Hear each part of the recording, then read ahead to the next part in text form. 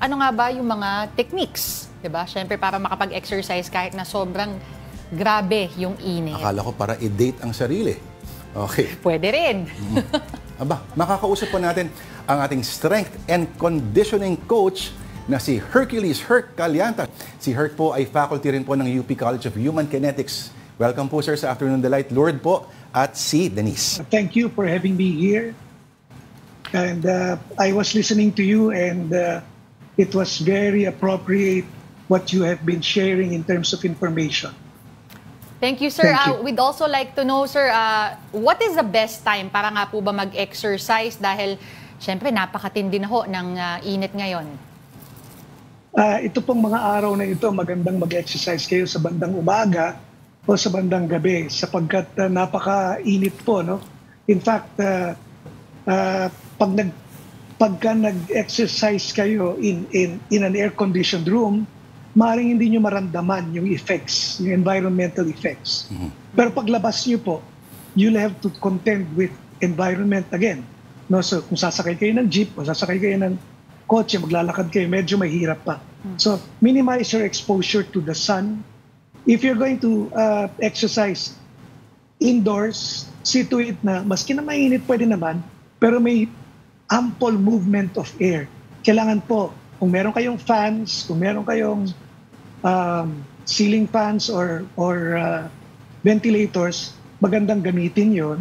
Hindi naman masama po kasing mas matamaan kayo ng cool breeze. No? Pwede rin po kayong mag-spray ng cold water every now and then to keep yourself cool, particularly dun po sa inyong skin. Opo. Sa UP ba, Sir Herc, ano bang pananaw ninyo officially sa konsepto ng pasma? Kasi may mga, di ba, ang lumang paniniwala ay, hindi ka pwede magbasa ng tubig kasi galing ang katawan mo sa mainit. Yes, oo. Pero makakakita ka ng mga professional athletes sa biglang, sa ice water, Diretso. biglang lulublob. Ano po ba, sir? Okay. Actually po, matagal na, maraming beses na yan check, no? Yung paggagaling ka, maski nagplancha ka, nag-barbecue ka, Apo. yung mga tao sasabihin nila, naku, maghintay ka muna ng 30 minutes, magpalamig ka muna. Actually po, mas masama po yun. No? Kasi kung titignan natin, kaya tayo pinapawisan para tulungan ang ating katawan na bumaba ang ating temperature kasi tumataas po ang ating core temperature. Mas mataas po ang core temperature kaysa sa skin temperature. So kung imagine niyo na kung yung room temperature or yung surroundings 38, malamang yung core temperature nyo sumasabay na halos doon. Mas mataas pa pwede. So kaya po tayo pinapawisan para bumaba yun. Pag naligo ka kaagad o nagwisik ka ng tubig, mas tinutulungan nyo pa kasi sa totoo lang, yung pawis nyo hindi enough sometimes. No? Tumutulo na yung pawis nyo, mas maganda na yung spray nyo medyo cold na water. At mas maganda kung maliligo kayo kasi matatanggal din po yung oil na nasa inyong balat.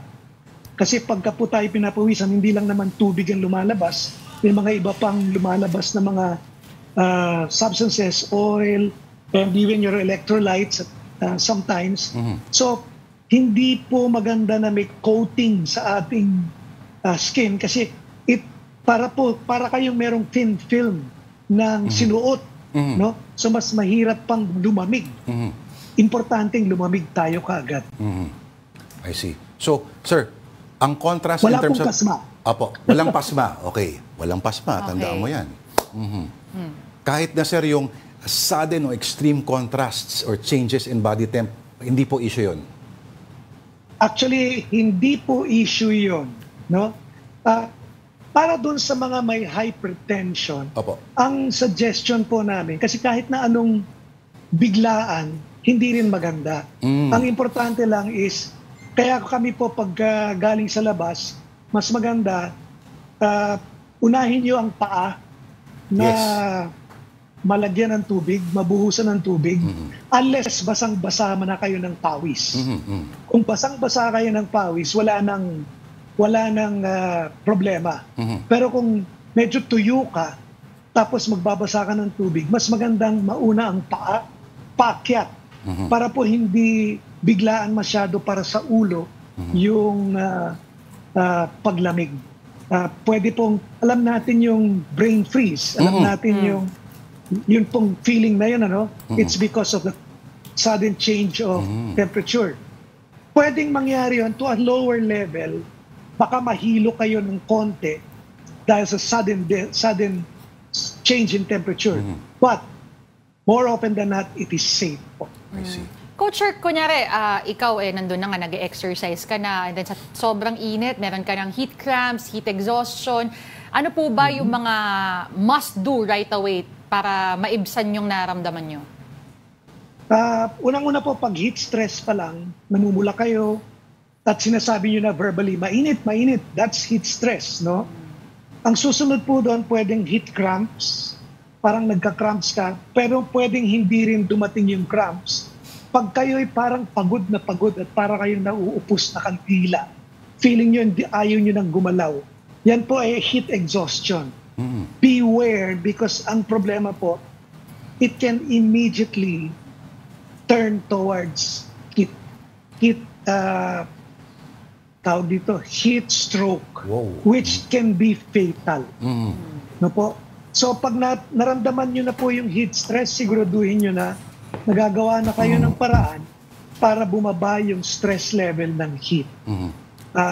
Kaya importante po yung fans, yung wisik ng tubig, at kung medyo makapal ang suot nyo, palitan nyo ng mas manipis. Okay. Sir, kunyari, may mga coach na magsasabi na, hindi, patakboyin natin under this heat para yung kanilang ang tawag doon, resistensya. Resistensya ay mas tumibay pa sila. May basehan ho ba yun, sir? Coach? Yun pong ating tolerance sa heat ay nagbi-build up. Pero etong sasabihin ko lang, no, medyo dangerous po yun. Maaaring wala kayong makitang problema, maaari rin kayong magkaroon ng problema. In other words, there is a reasonable risk involved. No? So, kung ako po yung coach, I will not gamble.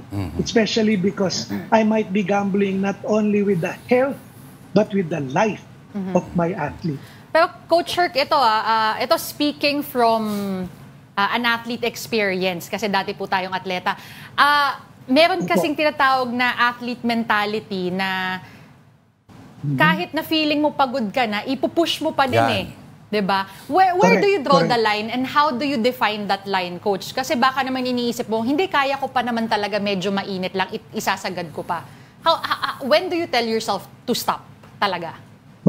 Babalik po ako doon sa pagka po naramdaman nyo na masyadong mainit at hindi nyo na pwedeng pigilin na masabi na ang init, that's a sign to either slow down or reduce the intensity o yung severity of the exercise or cut the practice time short. No po? Yun na po. Kasi kagaya kami rin po, athletes din po kami, naranasan ko na po na I worked so hard. Sabi ko nga, nung nalaman ko, nung nag-aaral ako ng exercise physiology, yun palang senyales na yun, senyales na napakababa na ng pH level ng katawan natin at ng blood. Ang ibig sabihin po, masyado ng acidic yung katawan, masyado ng malaki ang nawalang fluids, at you are already almost at the point of death. And it can just change that way. Sandali lang po yan. So it's best for you to not to challenge yourself during times like this. Prudence is the better part of valor, ika nga. Sa swimming naman, Coach. Exactly.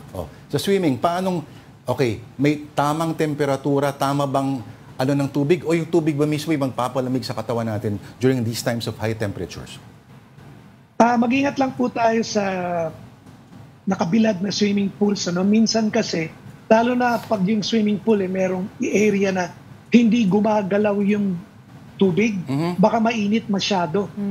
No po? So, i-test muna natin ng ating paa, ng toes, or ng kamay, bago tayo tumalon. Pangalawa po, ngayon, kung maganda naman ang temperatura, komportable naman, yung pong stay nyo sa swimming pool will cool you down. Kaya lang, kung ikaw ay exposed naman sa sunlight, it doesn't change anything. Ang nangyayari po kasi, yung iba sabi nila, hindi, ilulubog ko na lang ang buong katawan ko sa tubig at magsusumbrero ako. Yun pong ultraviolet rays penetrate up to 5 feet.